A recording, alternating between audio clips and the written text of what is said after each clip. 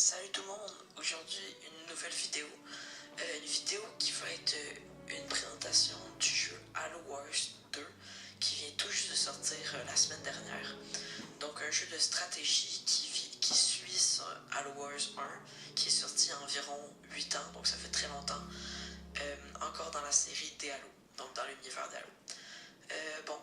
Le jeu, c'est un jeu de stratégie où tu diriges une armée.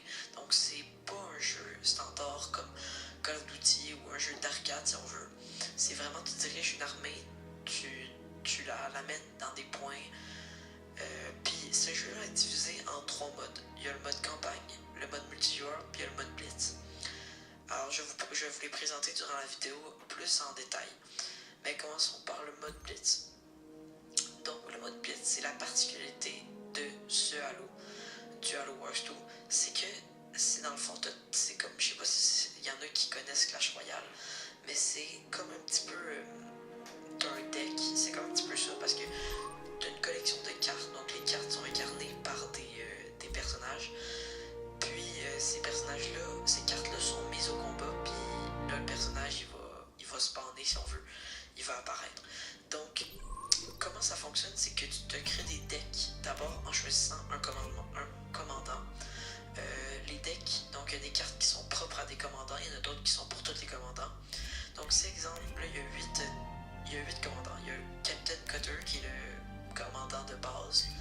Tout dans la campagne, tous ces personnages-là ont une histoire. Donc il y a Isabelle, Professeur Enders, Decimus, Atriox qui est le nouveau méchant de ce Halo, commandant de vaisseau, et Sergent Forge. Donc tout d'abord aussi les DLC sont gratuits, il faut les dire, puis ils sont gratuits et les DLC sont présents sous forme de nouveaux commandants qui viennent avec des nouvelles cartes. Donc si je prends l'exemple du Captain Cutter qui est le commandant de base, l'exemple on veut se créer un deck.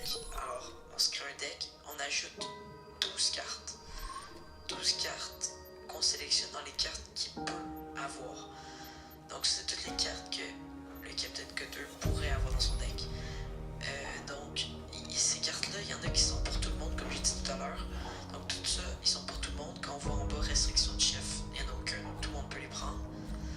Lui, par exemple, restriction de chef, il est marqué Captain Cutter, donc c'est juste lui qui peut l'avoir.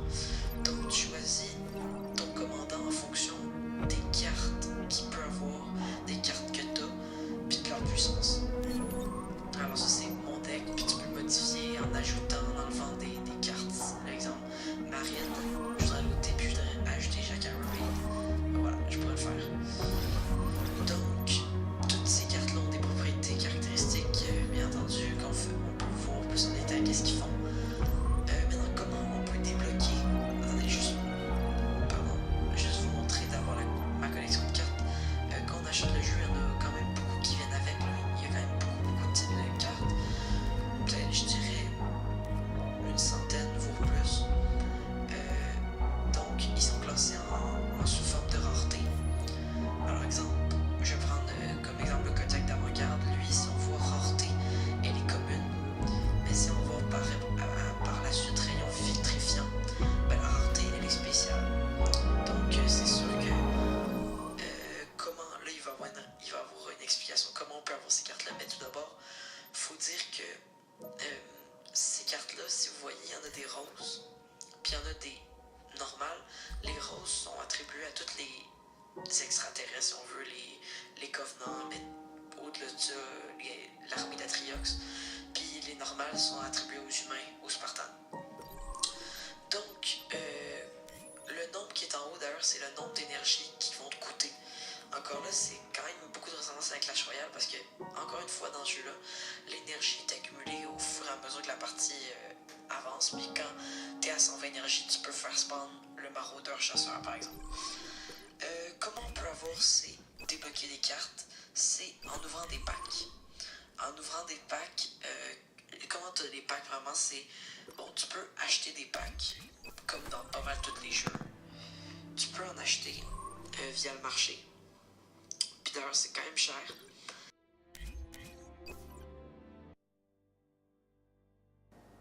Donc, comme je disais, il y a différents moyens d'avoir les packs. Il y en a des payants, il y en a des gratuits, mais il y en a quand même beaucoup des moyens, donc c'est correct. Ça, c'est pas vraiment. Ça va être aussi un jeu pay to win si on veut, c'est sûr, il faut l'admettre, mais c'est pas mal maintenant en 2017, tous les jeux sont comme ça. Donc c'est correct. Alors, c'est sûr que avec ces packs-là, tu peux débloquer des cartes. Il y a différents aussi types de packs, mais dans le pack standard que je vous ai montré, tu es sûr d'avoir, je pense, deux spéciales. Donc ça c'est les spéciales, puis donc il y a commune, spéciale, rare, puis légendaire. Je vais vous donner un exemple de le rare, c'est une rare. Maintenant, une légendaire, ça c'est les plus rares. T'es vraiment pas sûr d'en avoir. Moi je dirais que t'en as une à tous les 5 packs. Oups, ok. Donc, ça c'est légendaire. Ils coûtent beaucoup d'énergie, comme vous le voyez, mais il y a une raison, c'est parce qu'ils sont vraiment fortes. Donc, ils sont vraiment très rares à avoir. Faut pas espérer en avoir à tous les packs, ça c'est certain. Donc, je pense que ça fait le tour du mode Blitz.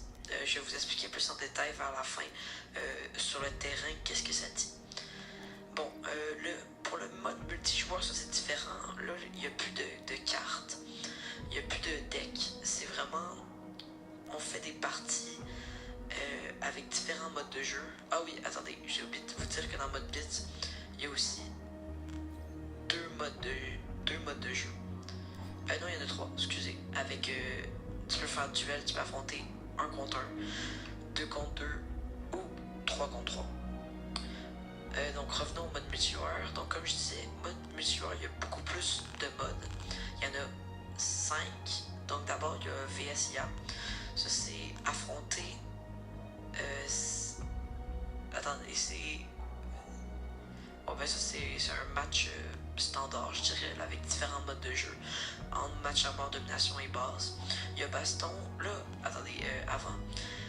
Comment ça fonctionne? Encore là, je vais vous l'expliquer vers la fin, plus sur le terrain. Mais c'est que tu as une base, puis tu l'améliores pour avoir pour gagner plus de ressources, pour former plus de types de troupes. Donc baston, ça, dans le fond, la particularité, c'est que tu commences la partie avec ta base déjà niveau maximum. Donc tu peux former toutes les troupes que tu veux, tu as autant de ressources que tu veux, donc c'est vraiment, les ressources sont plus un problème. C'est vraiment celui qui va fonder la meilleure armée en le moins de temps, parce que oui, ça prend du temps à fonder une armée. Objectif d'équipe, encore là, c'est domination, ça c'est match à mort, ça c'est éliminer la base de l'autre, c'est ça le but. Puis entre autres, tu peux te faire une deuxième base, une troisième base dans la map. Puis guerre en équipe, c'est un match à mort, mais cette fois-ci, à la 1 contre 1, c'est 2 contre 2 ou 3 contre 3. Donc, le mode multijoueur il est simple, donc je vous ai pas mal dit. Il est cool aussi, il est le fun. Par exemple, les parties peuvent durer vraiment longtemps. Je dirais, moi ça m'est déjà arrivé de faire des parties d'1 heure et demie, je m'y attendais pas, mais ça peut être vraiment long. Donc il faut prévoir qu'il faut avoir du temps. Tandis que mode Blitz, c'est vraiment des parties qui vont durer plus 20 minutes, 10-20 minutes. Là. Donc maintenant, je vais vous expliquer encore plus en profondeur après le mode multijoueur. Après ça, il y a le mode campagne, bien entendu, comme dans tous les jeux. Je vous dirais que c'est quand même important de faire la campagne parce que dans la campagne, vous allez apprendre vous allez connaître des nouveaux personnages, des nouveaux enjeux du Halo Wars que vous allez retrouver sous forme, exemple les nouveaux personnages, vous allez les retrouver sous forme de cartes. Donc ça se peut que comme ça, vous savez pas c'est qui Atriox, vous savez pas c'est qui Decimus, les commandants que j'ai présentés au début de la vidéo. Mais c'est ça, donc c'est important de la faire pour ça. Puis aussi d'apprendre à jouer là, les bases. Donc voilà, maintenant je vais vous expliquer plus en détail les modes de jeu sur le terrain.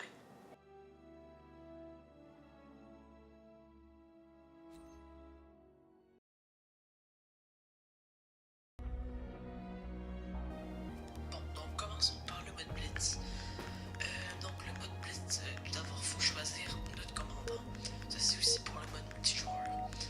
Donc là, je vais prendre le professeur Anders. Préparation en Pourquoi? Parce que moi je trouve qu'elle a un bon deck de départ, parce que toutes les commandants, quand tu commences une partie Blitz, comme vous pouvez le voir à l'écran, tu commences avec quelques troupes pour bien débuter. Donc dans mon cas, j'ai 2 cyclopes, 2 marraines, puis un char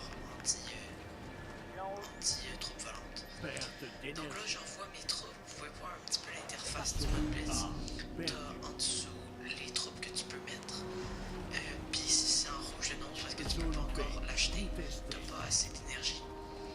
Donc là, j'envoie mes troupes sur la première zone, donc c'est un petit peu un mode domination.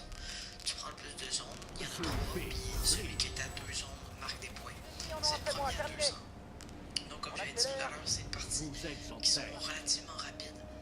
Là, vous voyez, j'affronte. Les bleus vont essayer de venir prendre ma zone. Ça va être contesté. Donc là, c'est celui qui emporte ce combat-là qui va gagner la zone. Donc je pense que je vais le tuer. Donc je prends cette zone-là. Maintenant, si je veux rajouter des troupes, comment je fais? Dans le fond, je peux les placer partout dans la map, du moins partout que la lumière, partout que la zone est prise, ou que mes troupes sont déjà. Mais si je les place partout dans la map, comme vous voyez, le jaune vient de faire, parce qu'on tue 2 contre 2. Si je le place partout dans la map, il va commencer avec un malus de ses points de vie sont divisés par 2. Puis il va faire un petit peu moins de dégâts. Fait que moi je recommande seulement de placer partout dans la map quand c'est vraiment le besoin. Mais sinon, mettez bien dans votre cercle de spawn. Pour le mode multijoueur maintenant, donc comme vous voyez, c'est une base cette fois-ci. Puis il faut que tu installes différents types de bâtiments. Donc on a des extracteurs de ressources. Ici on a des tourelles aussi, des tourelles pour défendre la base. Donc on a les extracteurs de ressources, des extracteurs d'énergie, on a des casernes, puis on a l'armurerie l'armurerie générale qui sert à améliorer la base. Donc comme vous pouvez voir, on peut améliorer les extracteurs de ressources au niveau 2, il n'y a pas de niveau 3, seulement niveau 2. Ça, c'est les différents types de casernes. Il y a caserne standard, caserne pour les chars, puis caserne pour les unités aériennes.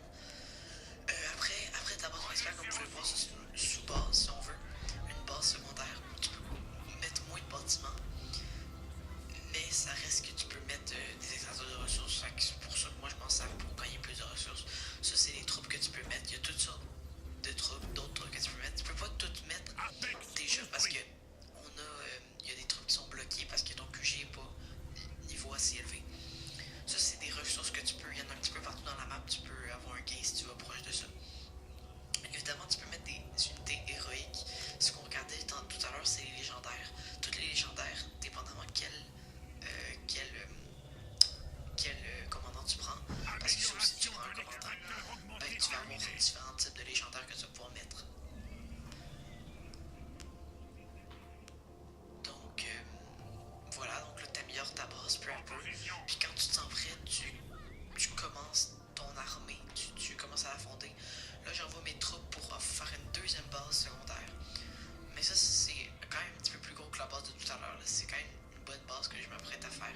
Plus de base, mieux c'est, parce que l'objectif c'est pas d'avoir plus de bases, l'objectif c'est de détruire les bases de l'ennemi. Fait plus t'as de bases techniquement, plus t'as de chances de survivre.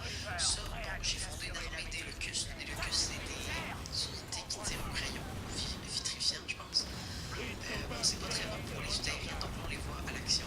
Donc je suis en train d'essayer de prendre la base jaune.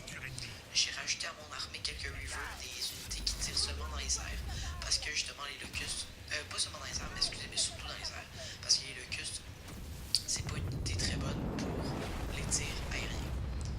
Donc là on voit que je suis en train de gruger littéralement la barre de l'autre. Bon, lui il va utiliser son sort, si on veut, son pouvoir, qu'on peut débloquer aussi sur mes locustes, donc ça va vraiment beaucoup les affaiblir, il leur reste pas beaucoup de PV. Puis là il va envoyer son unité légendaire, attendez. Voilà, son unité légendaire, voilà. Donc ça c'est le Condor. Bon, t'aimes mieux pas en rencontrer parce que c'est vraiment puissant. Donc voilà, ça c'est le Condor, puis là j'y renvoie à ma base, parce que là ils vont mourir sinon.